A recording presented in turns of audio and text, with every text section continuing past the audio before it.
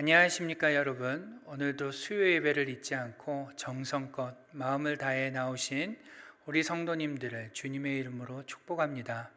오늘도 우리가 마음을 들여 하나님 받으심직한 그러한 예배를 드릴 수 있기를 진심으로 바랍니다. 우리 같이 이 시간 찬송하시겠습니다. 찬송가 204장입니다.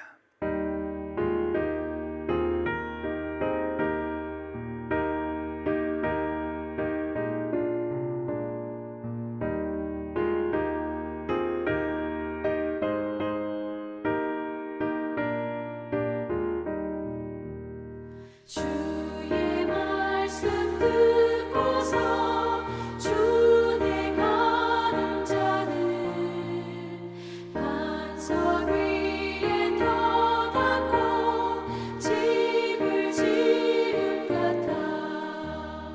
비가 오고 물나며 바람 부딪혀도 반석 위에 세운 집 무너지지 않네. 잘 짓고 잘 지세 우리 집 잘 지세. 만세 반석 위에도 우리 집 잘 지세. 주의 말씀 듣고도 행치 않는 자는 모래 위에 터닫고 집을 지은 같아. 비가 오고 물나며 바람 부딪힐 때 모래 위에 세운 집 크게 무너지네. 잘 짓고 잘 지세 우리 집 잘 지세.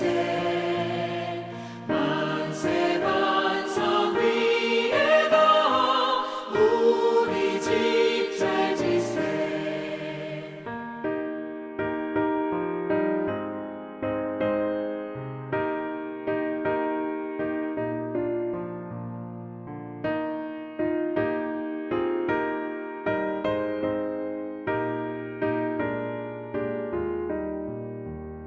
세상 모든 사람들 집을 짓는 자니 반석 위가 아니면 모래 위에 짓네. 우리 구주 오셔서 지은 상을 줄때 세운 공로 따라서 영영상벌 주리. 잘 짓고 잘 지세 우리 집 잘 지세. 만세 반석 위에도 우리 집 잘 지세.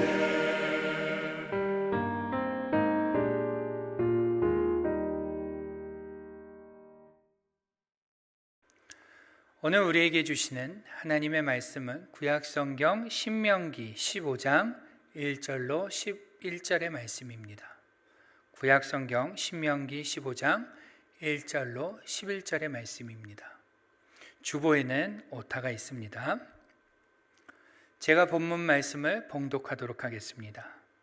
매 7년 끝에는 면제하라. 면제의 규례는 이러하니라. 그의 이웃에게 구워준 모든 체주는 그것을 면제하고 그의 이웃에게나 그 형제에게 독촉하지 말지니 이는 여호와를 위하여 면제를 선포하였음이라. 이방인에게는 내가 독촉하려니와 내 형제에게 구워준 것은 내 손에서 면제하라. 네가 만일 내 하나님 여호와의 말씀만 듣고 내가 오늘 내게 내리는 그 명령을 다 지켜 행하면 내 하나님 여호와께서 내게 기업으로 주신 땅에서 내가 반드시 복을 받으리니 너희 중에 가난한 자가 없으리라. 내 하나님 여호와께서 내게 허락하신 대로 내게 복을 주시리니 네가 여러 나라에 꾸어 줄지라도 너는 꾸지 아니하겠고 네가 여러 나라를 통치할지라도 너는 통치를 당하지 아니하리라. 내 하나님 여호와께서 내게 주신 땅 어느 성읍에서든지 가난한 형제가 너와 함께 거주하거든 그 가난한 형제에게 내 마음을 완악하게 하지 말며 내 손을 움켜쥐지 말고 반드시 내 손을 그에게 펴서 그에게 필요한 대로 쓸 것을 넉넉히 구워주라.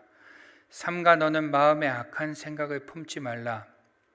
곧 이르기를 일곱째 해 면제년이 가까이 왔다 하고 네 궁핍한 형제를 악한 눈으로 바라보며 아무것도 주지 아니하면 그가 너를 여호와께 호소하리니 그것이 내게 죄가 되리라.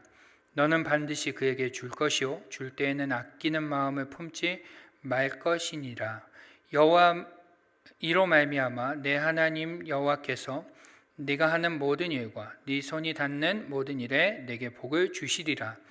땅에는 언제든지 가난한 자가 그치지 아니하겠으므로 내가 내게 명령하여 이르노니 너는 반드시 네 땅 안에 내 형제 중 곤란한 자와 궁핍한 자에게 내 손을 펼지니라. 아멘. 여러분 요즘 환절기 감기로 또 알레르기로 고생하시는 분들이 많으신 것 같습니다. 이럴 때일수록 좀 건강관리에 각별히 유의하실 수 있기를 바랍니다. 여러분 저번 주 수요일에 우리가 함께 나눴던 말씀이 무엇인지 혹시 기억하십니까? 역대상 24장 1절에서 5절의 말씀을 우리가 같이 보면서 거기에 나오는 다윗과 사독, 아히멜렉이 새롭게 지어질 성전에서 봉사할 봉사자들을 정함에 있어서 제비뽑기라는 방식을 선택하고 따르는 것을 보면서 우리 역시 하나님의 말씀을 이렇게 읽거나 듣거나 마주할 때 이 하나님의 말씀이 나의 생각과 다르다 할지라도 결론과 다르다 할지라도 무조건 따라야겠다. 한번 순종해 봐야겠다라는 그러한 마음가짐과 자세와 각오, 태도가 있어야 한다라는 것을 성경을 통해 우리가 좀 배울 수 있었습니다. 이제 오늘 본문은 정말로 우리가 그렇게 하나님의 말씀을 마주할 때 그러한 자세와 마음가짐, 각오와 태도로 그렇게 하나님의 말씀을 마주하게 되면 우리에게 어떠한 유익이 생기는지 잘 보여주고 있는 말씀이라고 할 수 있는데요. 오늘 저는 특별히 이스라엘 백성들에게 주시는 이 면제년 규례를 우리가 함께 살펴보면서 이 안에 담겨 있는 하나님의 은혜를 같이 나눠보고자 합니다. 여러분 제가 면제년이라고 말씀을 드리니까요. 어떤 분들은 희년을 떠올리시는 분들도 계실 줄로 압니다. 그런데 여러분 희년은요. 면제년이 7번 반복된 다음에 그 다음에 50년째 되는 해를 희년이라고 부릅니다. 그렇기 때문에 면제년과 희년은 엄연히 다른 것이죠. 오늘 저는 면제년에 대해서 좀 같이 보려고 하는데요. 이 면제년 규례를 좀 간단하게 요약하면 7년마다 면제년이 돌아오게 되면 이 면제년에는 빚이 얼마가 남았든지 간에 탕감해 줘야 된다라는 것이죠. 이게 면제년 규례입니다. 여러분 놀랍지 않습니까? 7년마다 빚이 얼마나 남았든지 간에 탕감해 줘라. 그런데 더 놀라운 것이 있습니다. 2절 말씀을 한번 보실까요? 우리 2절 말씀을 같이 한번 읽어보도록 하겠습니다. 시작. 면제의 규례는 이러하니라. 그의 이웃에게 구워준 모든 체주는 그것을 면제하고 그의 이웃에게나 그 형제에게 독촉하지 말지니 이는 여호와를 위하여 면제를 선포하였음이라. 아멘. 그렇습니다. 면제년이 되면 빚이 얼마나 남았던지 간에 탕감해 주는 것은 물론이거니와 면제년이 가까워진다고 해서 빚을 독촉해서는 안 된다라는 것입니다. 놀랍죠? 면제년에 빚을 탕감해 주는 것도 놀라운 일인데 면제년이 가까워진다고 해서 빚을 독촉해서도 안 된다. 놀라울 수밖에 없습니다. 그러다 보니 어떠한 일이 생길까요? 이 면제년이 가까워지면 사람들이 돈을 빌려줄까요? 안 빌려줄까요? 당연하죠. 안 빌려줍니다.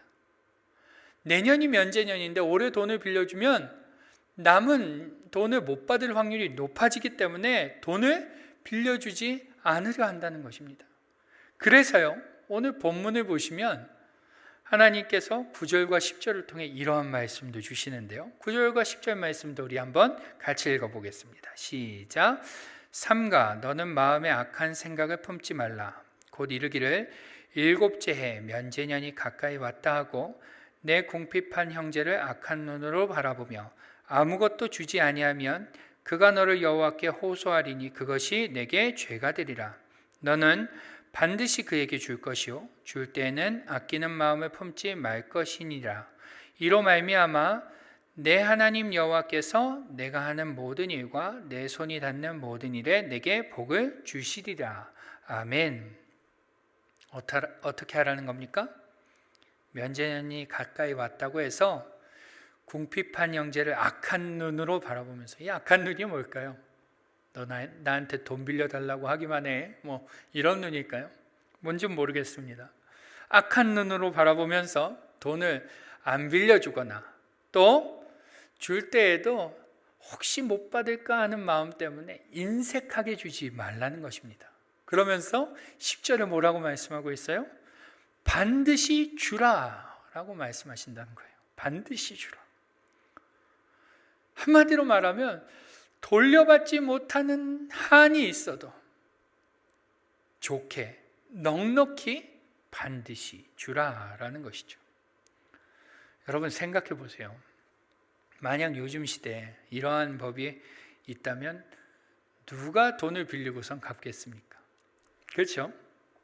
심지어 요즘 유튜브나 소셜미디어 같은 것을 좀 보시면요, 20, 30대 이 젊은 친구들이 슈퍼카를 사고 명품을 막 사고 아주 고급 레스토랑에서 식사를 하며 아주 럭셔리한 휴양지에 가서 여행하는 그러한 영상이나 사진들이 가득합니다. 요즘 우리가 살고 있는 시대는요, 자기의 부를, 자기가 가지고 있는 재물을 좀 지나치다 싶을 만큼 자랑하는 시대다라는 것이죠. 그런데 만약 면제년 규례와 같은 법이 어느 우리에게 있다면 이러한 사람들이 있을까요? 이렇게 자신의 부를 자랑하는 사람이 있을까요? 당연히 없어질 것입니다. 내가 돈이 있는 것을 상대방이 알게 되면 누구든지 나에게 와서 돈을 빌려달라고 할 수 있기 때문에 이 돈을 자랑하는 문화가 사라질지도 모른다는 것이죠. 결국 이러한 것을 봤을 때 오늘 본문에 나오는 이 면제년 규례는요, 현 시대에 전혀 맞지 않는 말씀이라는 것입니다. 우리는 그렇게밖에 해석할 수 없는 것이죠. 실효성이 없다는 것입니다. 그런데 여러분, 비단 이 면제년 규례가 오늘날에만 실효성이 없는 것일까요? 한번 생각해 보시기 바랍니다. 모세 시대 때에는 이 면제년 규례가 과연 실효성이 있었을까요? 없었을까요? 당연히 없었을 것입니다. 모세가 말씀하고 있던 당시에도 이 말씀은 현실적이지 않은 말씀으로밖에 생각할 수 없는 것입니다. 누가 최대 7년이면 빚이 깨끗이 사라지는데 빚을 갚겠습니까? 누가 최대 7년이면은 남은 돈이 얼마가 됐든 그것을 탕감해 줘야 되는데 누가 돈을 빌려주겠습니까? 그러니 그때나 지금이나 이 면제년 규례는요, 우리의 현실과는 너무나도 동떨어져 있는 그러한 규례가 아닐 수 없다는 것이죠. 그런데요, 여러분, 그럼에도 불구하고 하나님은 왜 이러한 규례를 이스라엘 백성들에게 주셨던 것일까요? 현실적이지도 않고 실용적이지도 않은 이 규례를 왜 지키라고 하시는 걸까요? 그냥 적당히 너희는 가난한 자를 도와줘야 한다, 할 수만 있다면 좀 힘을 다해서 어려운 자들을 도와줘라, 이렇게 말씀하셨으면 얼마나 좋았겠습니까? 그렇죠? 그러면 이스라엘 백성들도 부담 없이 좀 따를 수 있지 않았겠습니까?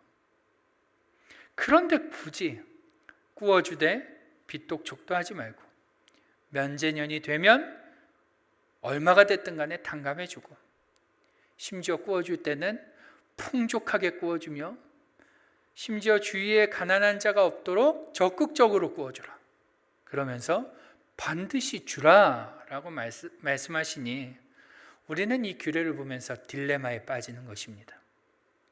아니, 하나님은 공평하신 하나님 아닌가? 왜 하나님은 공평하신 분인데 가난하고 약한 자들만 보호하시는 걸까? 돈이 있는 자들도 정말 열심히 노력해서 애를 쓰고 시간을 쓰고 그렇게 해서 돈을 번 것인데 왜 하나님은 그들의 수고와 애씀을 무시하시는 걸까? 하나님은 그들의 수고와 애씀이 신경 쓰이지 않는 것인가? 왜 하나님은 무작정 약한 자, 없는 자들의 편만 드시는 걸까? 우리는 이러한 딜레마에 빠지게 되는 것입니다. 거기서 허우적거리게 되죠. 그리고 끝내는요, 이렇게 결론을 내립니다. 이 말씀은 현실적이지 않다. 이 말씀은 실용적이지 않다. 이 말씀은 이러한 마음과 정신을 가지고 살라는 것이지 꼭 이대로 살라는 것은 아니다. 실제로 이대로 살라는 것은 아니다. 그 마음과 정신을 갖고 사는 것이 중요하다. 우리는 이렇게 이 말씀의 결론을 내버립니다. 다른 방법이 없는 것이죠. 그런데 여러분, 그렇게 결론을 내리고 나면 우리의 마음이 좀 한결 편안해지나요? 그렇지 않을 것입니다. 여전히 우리의 마음 한편에는 찜찜함이 남게 되죠. 여러분, 우리가 잘 알고 있지만 이 면제년 규례는 하나님께서 이스라엘 백성들에게 지키라고 주신 것입니다. 그저 이러한 정신을 가지고 살아라, 이러한 마음을 가지고 살아라 하기 위해서 주신 것이 아니라는 말입니다. 이상적인 공동체가 어떠한 공동체인지 알려주기 위해서 그냥 모델처럼 보여주시기 위해 이 말씀을 주신 것이 아닌 것이죠. 분명히 살아내라, 이 말씀을 지켜라 라고 그러한 의도와 목적을 갖고 주셨다라는 것입니다. 그렇다면 다시 왜 하나님은 이렇게 한쪽으로 편향돼 보이는 이 규례를 이스라엘 백성들에게 주시고 지키라고 하시는 걸까요? 우리는 이 질문에 답을 해야 되는 거죠. 그 이유가 뭘까요? 바로 하나님이 자신 있으시기 때문에 그렇습니다. 뭐라고요? 하나님이 자신 있기 때문에. 여러분, 오늘 설교 제목이 무엇입니까? 하나님의 자신감입니다. 제가 하나님을 조금 의인화해서 표현했는데요. 하나님의 자신감이 이 본문 안에 녹아져 있기 때문이라는 것이죠. 하나님이 이렇게 약자에게만 유리해 보이고 없는 자들에게만 좋아 보이는 규례를 정하시고 그들에게 지키라고 주신 이유는 바로 한마디로 말하면 하나님이 자신 있기 때문에, 자신이 있으셔서 그들에게 지키라고 하신다라는 것입니다. 여러분, 우리는 하나님께서 주신 이 규례를 보며 왜 이 규례가 약자 쪽에, 없는 사람 쪽에 편향된 규례라고 생각할까요? 그 이유는 바로 이 규례는 돈을 빌려준 자에게 손해가 입혀질 것이라고 우리가 예상을 하기 때문입니다. 이 규례가 편향돼 보이는 이유는 돈을 빌려준 자가 손해볼 것이라는 예상을 우리가 하고 있기 때문이죠. 돈을 빌려주게 되면 받지 못할 수 있을 것이라는 그 불안감이 우리 안에 깔려 있기 때문입니다. 그리고 실제로 면제년이 되어 못 받게 되면, 돈을 못 받게 되면 손해가 생기기 때문에 이 규례는 약자를 위한 규례다, 이 규례는 없는 사람을 위한 규례다, 편향된 규례다라고 우리가 생각하게 된다는 것입니다. 그런데요, 하나님은 자신 있으신 것입니다. 어떠한 자신이요? 돈을 빌려준 자가 손해보지 않게 할 자신. 하나님은 자신 있으신 거예요. 어려운 자를 돕고 가난한 자들을 돕고 그들을 위하여 돈을 넉넉히 구워주고 악한 눈으로 바라보지 않으며 적극적으로 빌려주는 그들이 손해보지 않게 할 자신이 하나님께는 있는 것입니다. 여러분, 오늘 본문을 보시면 그러한 하나님의 자신감이 자신감을 엿볼 수 있는 단어가 하나 눈에 띄게 됩니다. 혹시 찾으실 수 있으십니까? 하나님의 자신감이 엿보이는 단어. 우리 한번 4, 5절을 같이 한번 읽어보도록 하겠습니다. 시작. 네가 만일 내 하나님 여호와의 말씀만 듣고 내가 오늘 내게 내리는 그 명령을 다 지켜 행하면 내 하나님 여호와께서 내게 기업으로 주신 땅에서 네가 반드시 복을 받으리니 너희 중에 가난한 자가 없으리라. 아멘. 찾으셨습니까? 하나님의 자신감이 엿보이는 단어, 바로 반드시라는 단어입니다. 반드시. 여러분, 오늘 본문을 보시면 반드시라는 단어가 총 4번 나옵니다. 방금 읽은 4, 5절에서 한 번, 그리고 8절에서 한 번, 10절에서 한 번, 11절에서 한 번, 이렇게 총 4번이 나오게 되죠. 그런데 흥미로운 것은요, 방금 읽은 4, 5절을 제외하고 8절, 10절, 11절은 이스라엘 백성들과 관련된 단어입니다. 무슨 말이냐면 8절을 읽어보시면 바로 이해가 되실 텐데요. 우리 8절 말씀도 한번 같이 읽어보겠습니다. 시작. 반드시 내 손을 그에게 펴서 그에게 필요한 대로 쓸 것을 넉넉히 구워주라. 아멘. 그렇습니다. 반드시 주라. 영어 성경 NASB 버전에서는요, 이 반드시를 shall이라는 단어를 쓰면서 의무사항이다, 강제성을 좀 띠도록, 의무성을 좀 띠도록 표현하고 있습니다. 이 10절에서도 마찬가지로 너는 반드시 그에게 줄 것이요 라고 하면서 동일하게 여기에도 shall이라는 단어가 사용돼요.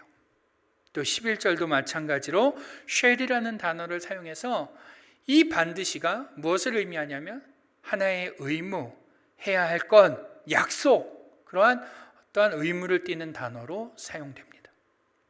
그런데 우리가 처음에 읽은 4, 5절에 나오는 반드시는요, 이와는 좀 다른 단어가 사용됩니다.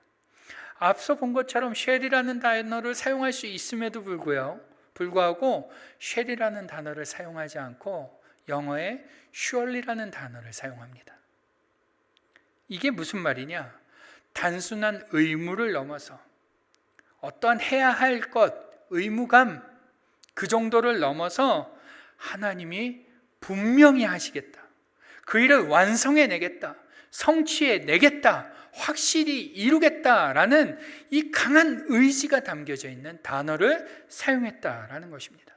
다시 말하면 네가 만일 네 하나님 여호와의 말씀만 듣고 내가 오늘 내게 내리는 그 명령을 다 지켜 행하면 내 하나님 여호와께서 내게 기업으로 주신 땅에서 네가 반드시 복을 받으리니, 이 반드시, 내가 반드시 너가 복을 받게 할 텐데 너희 중에 가난한 자가 없으리라.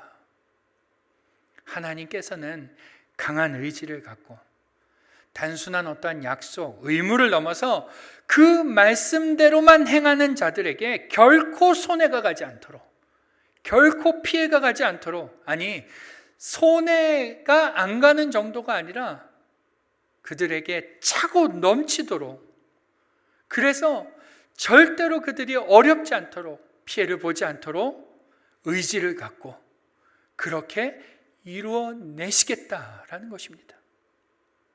하나님의 강력한 의지가 담겨져 있는 말인 것이죠. 여러분, 지금 하나님은 이스라엘 백성들을 향해서 당신의 신적 권위와 능력을 걸고 의지를 내비치면서 자신감을 표출하고 계시는 것입니다. 내가 반드시 복을 줄게. 내가 어떠한 일이 있어도 내 말씀만 듣고 그 일을 행하는 자들은 내가 반드시 손해보지 않게 해줄게, 피해보지 않게 해줄게, 내가 반드시 기필코 그 일을 이룰 거야 라고 말씀하신다는 것이죠. 여러분, 그렇기 때문에 이 하나님의 자신감을 발견하고 깨닫고 신뢰하는 자들은요, 어떻게 할 수 있는 거예요? 면제년이 되면 빚이 얼마가 남았든지 간에 탕감해 줄 수 있는 것입니다. 이 하나님의 자신감을 깨닫고 신뢰하는 자들, 발견한 자들은요, 면제년이 가까이 온다고 해서 빚 독촉을 안 할 수 있는 것입니다. 면제년이 가까이 왔고 가까이 온다고 해서 그 남은 빚이 얼마든지 간에 그들은 하나님의 자신감을 믿기에 얼마든지 그것을 탕감해 줄 수 있다라는 것이죠. 그리고 돈을 빌려줄 수 있다라는 것입니다. 그런데 반면에 이 하나님의 자신감을 발견하지 못하는 자들은 절대로 면제년을 앞두고 어려운 이에게 손을 펼 수 없는 것입니다. 이 하나님의 자신감을 신뢰하지 못하는 자들은 절대로 어려운 일을 면제년이 되었다 하여 빚을 탕감해 줄 수 있는 용기가 없는 것이죠. 이 하나님의 자신감을 신뢰하지 못하는 자들은 면제년이 가까워지면 가까워질수록 빚독촉을 할 수밖에 없는 것입니다. 그 형제를 향해 악한 생각을 품을 수밖에 없는 것이죠. 이 하나님의 자신감을 아는 사람과 신뢰하는 사람과 그렇지 못한 자들의 삶의 태도는 분명히 갈린다는 것입니다. 여러분, 우리도 그렇지 않습니까? 아이들을 키우다 보면요, 형제가 있는 집은 종종 그런 일이 좀 생길 텐데요. 형이 과자를 막 먹고 있으면 동생이 와서 형의 과자를 먹으려고 때를 씁니다. 그러면은 그 둘 간에 이제 소동이 일어나죠. 그럼 부모님들이 그때 뭐라고 합니까? 야, 그거 형 거야, 먹지 마, 이러세요? 아니죠. 보통 어떻게 하세요? 큰아이에게 엄마가 이따 슈퍼 가서 사줄 테니까 동생이랑 사이좋게 나눠 먹어, 이렇게 말을 합니다. 여러분, 이게 무슨 말이에요? 엄마는 자신이 있는 겁니다. 그 큰아이에게 간식을 사줄 자신이 있는 거예요. 더 좋은 것을 더 많이 줄 수 있는 자신이 있는 것입니다. 그리고 그것을 큰아이에게 주었을 때 큰아이가 지금보다 더 기뻐할 것을 확신하고 있는 것입니다.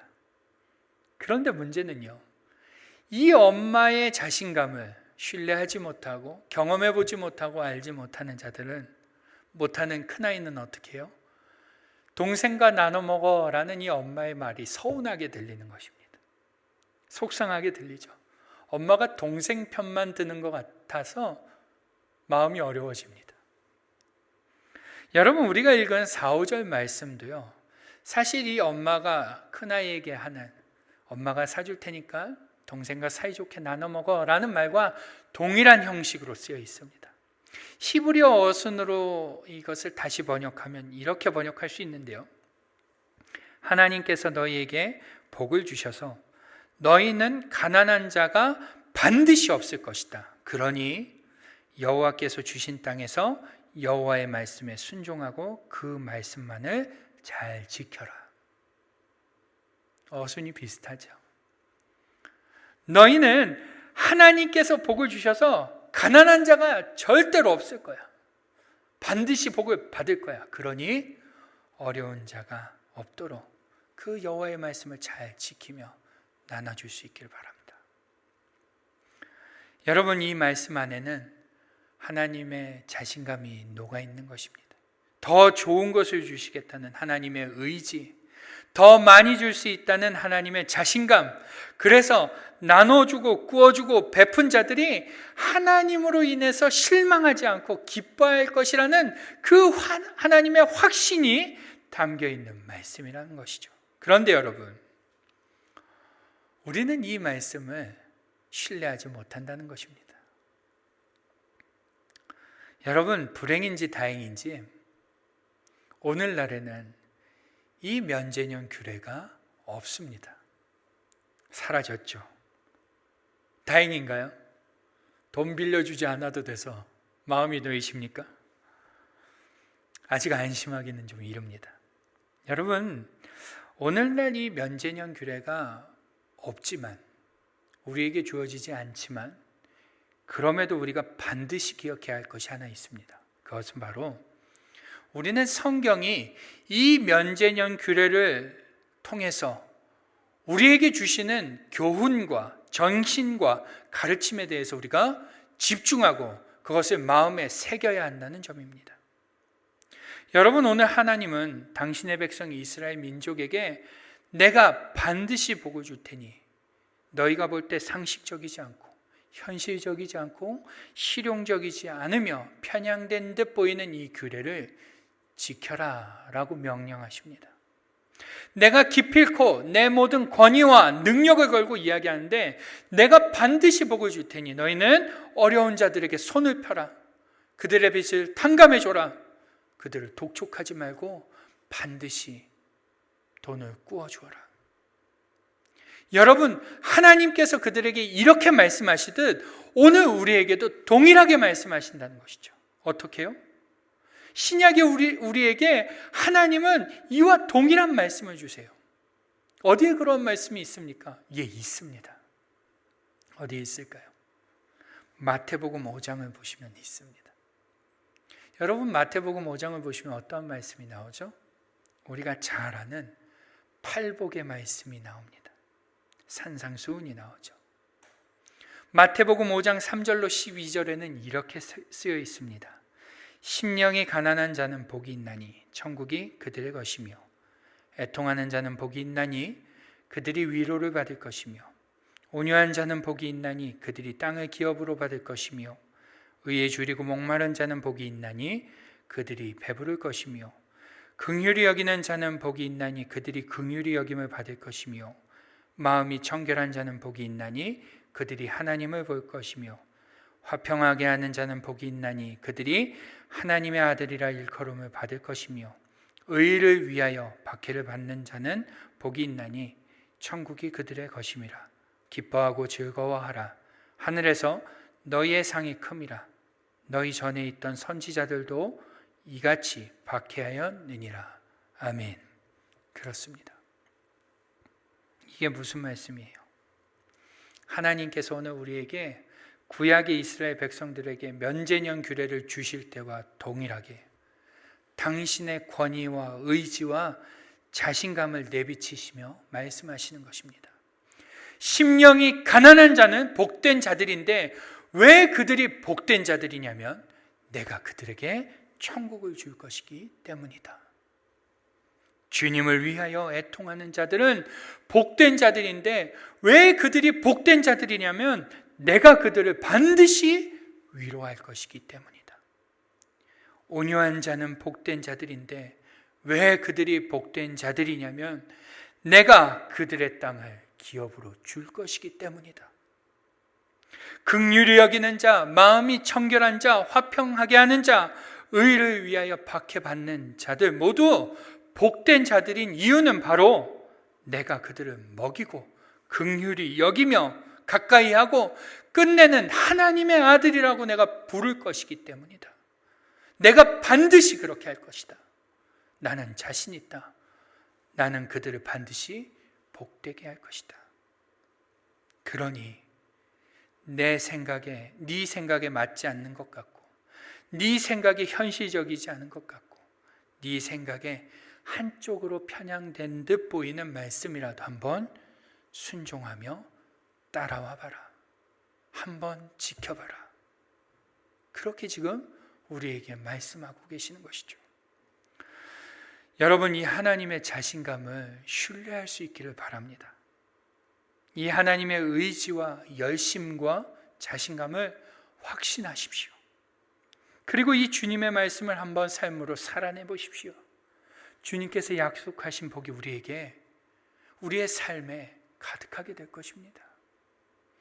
여러분, 제가 저번 주 수요일부터 주일 그리고 오늘까지 하나님의 말씀을 듣는 우리의 자세, 그리고 듣고 그 말씀대로 행하는 삶, 그리고 오늘은 그러한 삶을 사는 자들에게 주어지는 복에 대해서 말씀을 드렸습니다.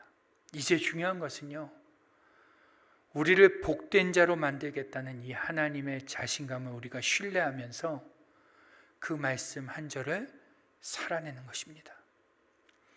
듣는 게 중요하고 아는 게 중요한 것이 아니라 그 말씀 한 구절을 삶으로 살아내는 것이 중요한 것이죠.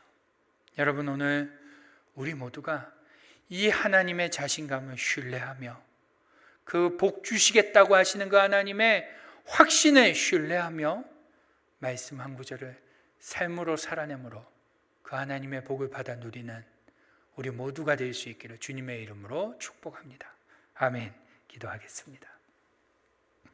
우리 이 시간 다 같이 한번 기도할 때, 하나님, 오늘 하나님의 말씀을 듣고 따르는 자에게 반드시 내가 복을 주겠다라고 말씀하시는 이 하나님의 자신감을 신뢰하며 오늘 우리도 하나님의 말씀을 따라 살아가는 자들, 그 말씀이 편향돼 보이고 내 생각과 맞지 않아 보여도 묵묵히 따라 살아가는 자들이 되게 하여 주옵소서라고 우리 같이 한번 통성으로 기도하겠습니다.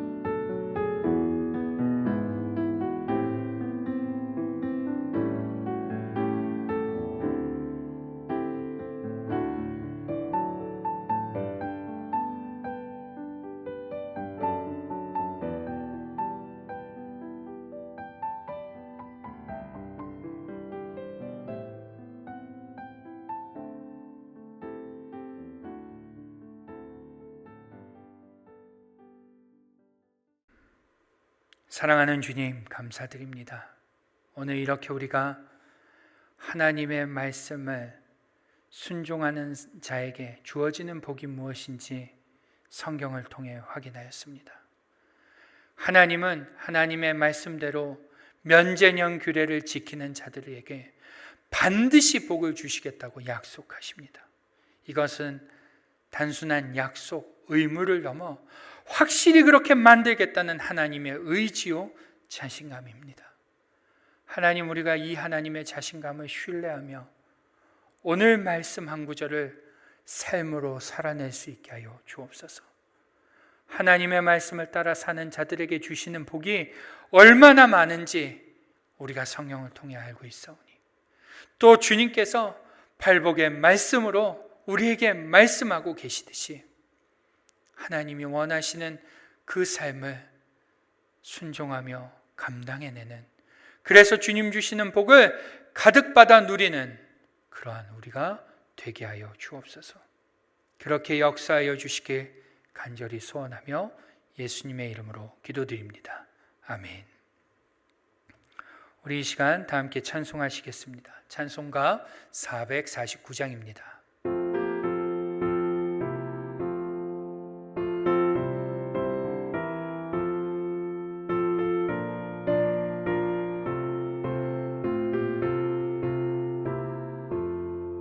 예수 따라가며 복음 순종하며 우리 행할 길 원하겠네. 주를 의지하며 순종하는 자를 주가 늘 함께 하시리라. 의지하고 순종하는 길은 예수 안에 즐겁고 복된 길이로다. 해를 당하거나 우리 고생할 때 주가 위로해 주시겠네. 주를 의지하며 순종하는 자를 주가 위해 주시리라. 의지하고 순종하는 길은 예수 안에 즐겁고 복된 길이로다. 남의 짐을 지고 슬픔 위로하면 주가 상급을 주시겠네. 주를 의지하며 순종하는 자를 항상 복 내려 주시리라. 의지하고 순종하는 길은 예수 안에 즐겁고 복된 길이로다.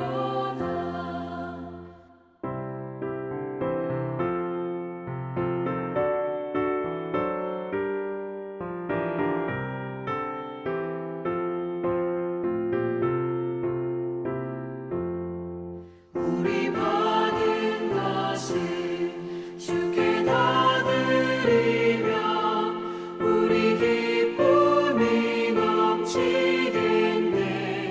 주를 의지하며 순종하는 자를 은혜 풍성케 하시리라. 의지하고 순종하는 길은 예수 안에 즐겁고 복된 길이로다. 주를 힘입어서 말씀 잘 배우고 주를 모시고 살아가세. 주를 의지하며 항상 순종하면 주가 사랑해 주시리라. 의지하고 순종하는 길은 예수 안에 즐겁고 복된 길이로다.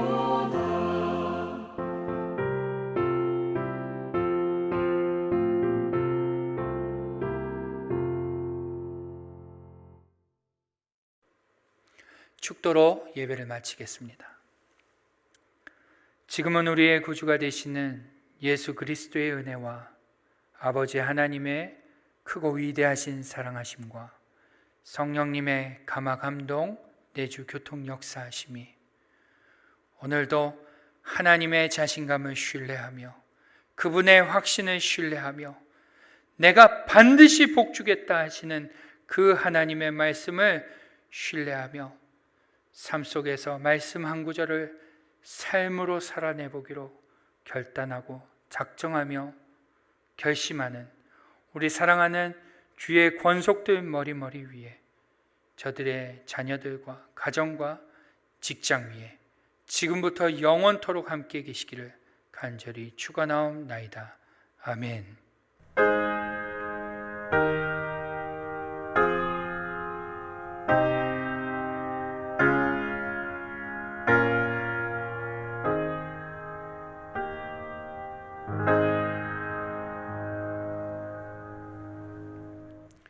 예배를 마쳤습니다. 남은 한 주도 주님과 동행하며 승리하는 한 주가 되시길 바랍니다.